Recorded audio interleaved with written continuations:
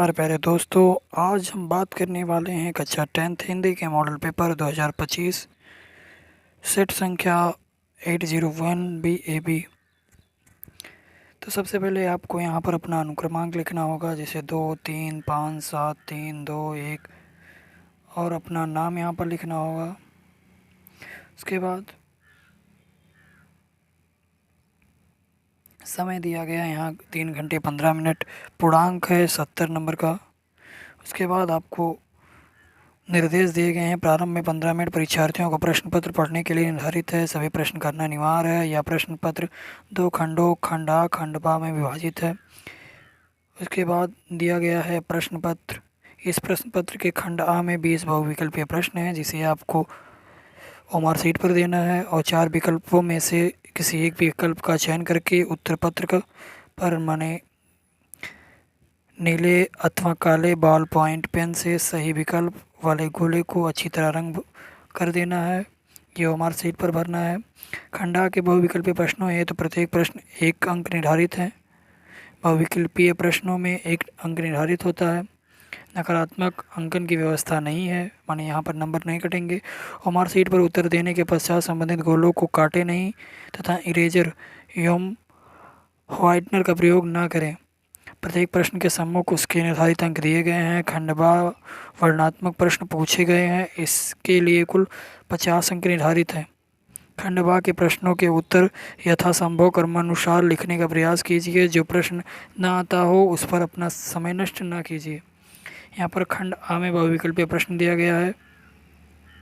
पहला प्रश्न है, सेवा सदन उपन्यास के लेखक कौन से हैं? सेवा सदन, रंगभूमि, कर्मभूमि जो उपन्यास हैं ये मुंशी प्रेमचंद जी के उपन्यास हैं। फिर उसके बाद दूसरा क्वेश्चन है, दुलाई वाली कहानी के रचयिता कौन है? दुलाई वाली बंग महिला की कहानी है। आलोचना ने गद्य की कसौटी कहा है। गद्य की कसौटी आलोचना को किसको कहा गया है? यहाँ उपन्यास को कहा गया है। और उसके बाद दिए गए स्मृति की रेखाएं। स्मृति की रेखाएं की रचनाकार कौन है? स्मृति की रेखाएं अतीत के चलचित्र, ये महादेवी वर्मा की रचनाएं हैं। फिर उसके बाद हिंदी गद्य साहित्य में शुक्ल युग की समय सीमा कब से निर्धारित? शुक्ल युग 1919 से लेकर 1938 ईस्वी तक के समय को माना जाता है। शिवराज भूषण के रचनाकार कौन है? अगर शिवराज भूषण यानी भूषण शब्द है तो ये भूषण की रचना है। छत्रसाल, दशक, शिवराज भूषण आदि रचनाएं से भूषण जी की हैं।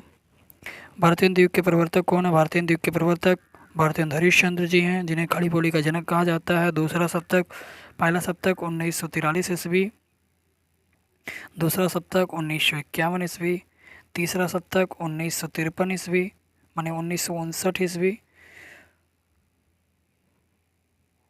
और चौथा सप्तक 1979 ईस्वी तक के माना जाता है। 43 51 59 79। पहले 4 सप्तक में कोई कवियत्री नहीं है। दूसरे सप्तक में है शकुंतला माथुर, तीसरे में है कीर्ति चौधरी और चौथे सप्तक में है सुमन राजे। यहाँ गया दूसरा सप्तक कब से प्रकाशित हुआ? दूसरा सप्तक 1951 ईस्वी। लोकायतन के रचनाकार कौन है? लोकायतन सुमित्रानंद पंत की रचना है। युगान, तिवाड़ी, चिदम्बरा ये सभी रचनाएं सुमित्रानंद पंत की हैं।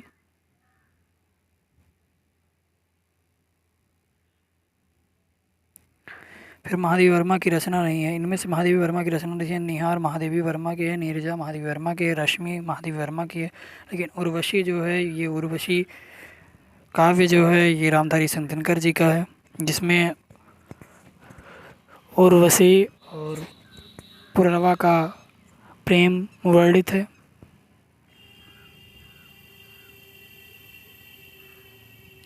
फिर 11 नंबर क्वेश्चन है, निर्वेद किस रस का स्थायी भाव? निर्वेद शांत रस का स्थायी भाव, निर्वेद हास्य का रस, विभत्स का जुगुप्सा, घृणा, वीर का उत्साह। और रोला छंद में कितने चरण होते हैं? रोला में 4 चरण होते हैं। प्रत्येक चरण 24 मात्राओं की होती है।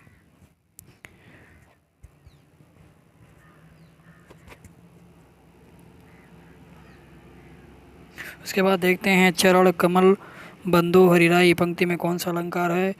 यहाँ योजक चिन्ह लगा हुआ है चरण कमल में, तो इसका मतलब है यहाँ पर रूपक अलंकार है। चरण कमल बंधु हरिराई, चरण रूपी कमलों की वंदना की गई, यहाँ पर रूपक अलंकार है।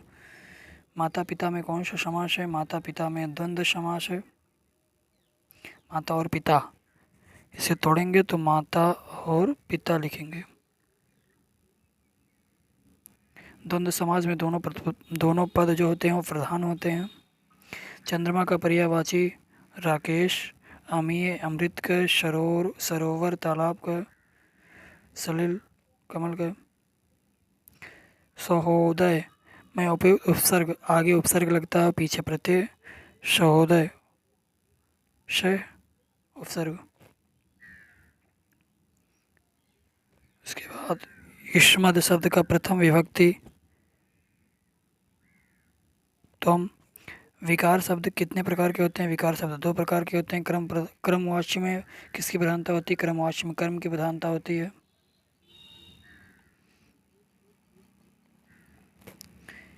शब्दों का सार्थक समूह जब अपनी पूर्णतया और व्यवस्थित पद क्रम को प्राप्त करता है तो वह कहलाता है पद।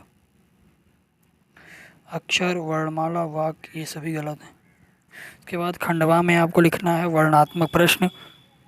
वर्णात्मक प्रश्न में आपको लिखना है, जैसे आपको गद्यांश दो दिए रहेंगे, उन्हीं गद्यांशों को पहचान कर लिखना है। ये गद्यांश से दूसरी बात जो इस संबंध में विचारणीय है वह यह है कि संस्कृत अथवा सामूहिक चेतना के हमारे देश का प्राण है। इस नैतिक चेतना के सूत्र से हमारे नगर और ग्राम, हमारे प्रदेश और संप्रदाय, हमारे विभिन्न वर्ग और जाति आपस में बधी हुई है।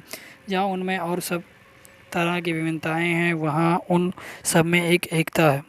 इस बात को ठीक तरह से पहचान लेने से बापू ने जनसाधारण को बुद्धिजीवी के नेतृत्व में क्रांति करने के लिए तत्पर करने के लिए इसी नैतिक चेतना का सहारा लिया। ये उपयुक्त गद्यांश का संदर्भ लिखना है।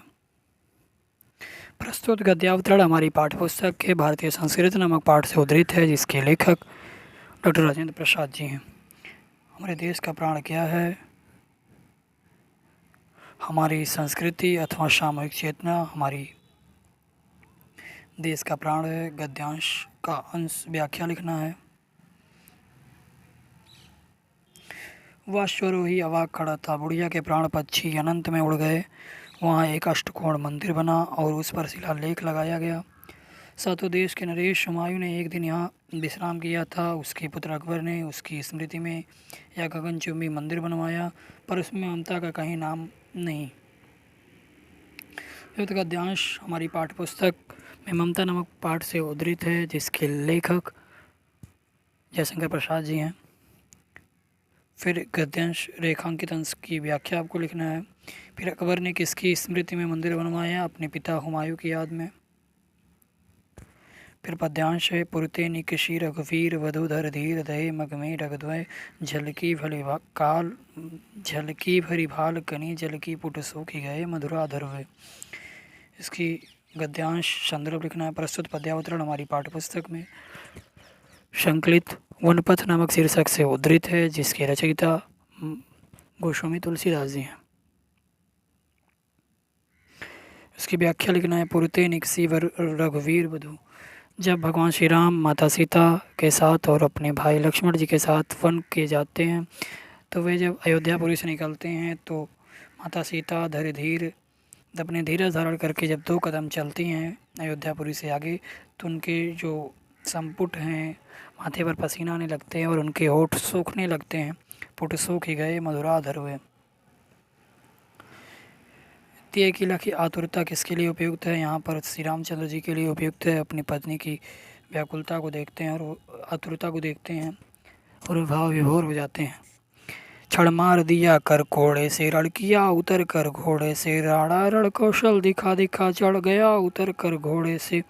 छड़ भी सल हलचल मचा मचा राड़ा कर की तलवार बढ़ी, था शोर रक्त पीने का या रण चंडी दी जीव प्रसार बढ़ी। प्रस्तुत पद्यांश का संदर्भ लिखना है। प्रस्तुत पद्यावतरण हमारी पाठ्यपुस्तक से हल्दी घाटी नामक शीर्षक से उद्धृत है, जिसकी रचयिता श्याम नारायण पांडे जी हैं। फिर इसकी व्याख्या लिखना है। कर यानी हाथ और रण कौशल शब्दों के अर्थ लिखना है। रण में पारंगत, रण कौशल यानी रण में पारंगत, कर यानी सूंड और कर मानी हाथ।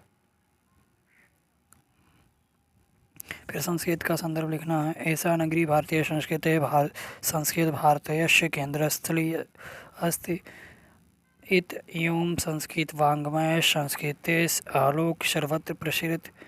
मुगल युवराजा दाराशिको अत्र आगत्य भारतीय दर्शन शास्त्राणाम् अध्ययनम् अकरोत्। सा तेषां ज्ञानेन तथा प्रभाविता अभवत् यत् तेन उपनिषदाम् अनुवाद फारसी भाषायां कार्यते। प्रस्तुत गद लिखना है कि हमारी पाठ्यपुस्तक वाराणसी नमक बाढ़ से उद्धृत है। ऐसा नगरी, यह नगरी भारतीय संस्कृत और संस्कृत भाषा का केंद्र स्थली है। अतएव एवं माने इस प्रकार इसका संस्कृत वाङ्मय संस्कृत और संस्कृत पूरे संसार में प्रकाशमान होता है। मुगल युवराज दाराशिको अत्र आगत, यहाँ आकर भारतीय दर्शन शास्त्रों का अध्ययन किया। सा तेषां ज्ञाने सा प्रभावित हुआ, उसके ज्ञान से प्रभावित हुआ।